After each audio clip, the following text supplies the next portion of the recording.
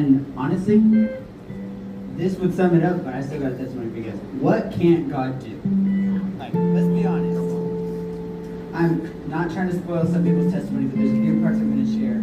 So, Cammie over there, she had a dream just before the youth trip about a certain youth member that was going to be praying and preaching in tongues, though. And, like, I was like, I don't know if she's ready. Like, I don't know. But we got there, and I'm telling you, if you had seen Sarah before, and then at Fresh Starts, at the revival, you wouldn't have known her. She was a totally different person. She was preaching, she was singing, she was praying in tongues. It was amazing. Tongues of fire were on all of us.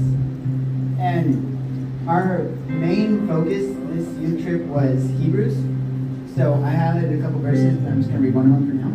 So Hebrews 6:1. Therefore, let us get past the elementary stage in the teachings about the Christ, advancing on to maturity and perfection and spiritual completeness, doing this without laying again a foundation of repentance from dead works and of faith toward God.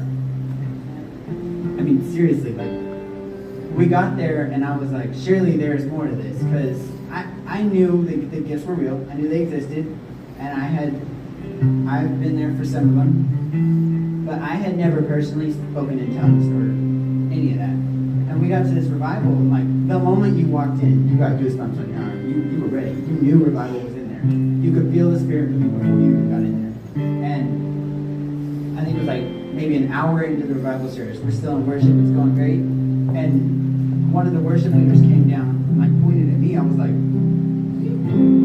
yeah, you. He came over. He prayed for me. I was speaking in tongues from the beginning to the end. It was amazing, and it just felt like 10 seconds of that.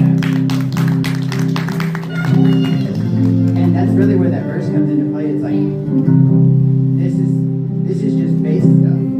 Over here, like, get saved, yes, get saved, but that's just base stuff. There's so much more God has in store for us.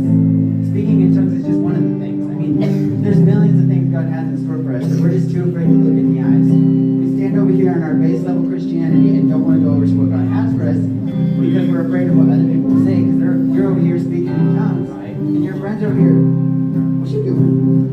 And like, so what if you get kicked out of a few friend groups? So what if some people stop talking to you? What does that have in heaven? Like, God's not going to be like, so, how many friends did you have? No, he's going to be like,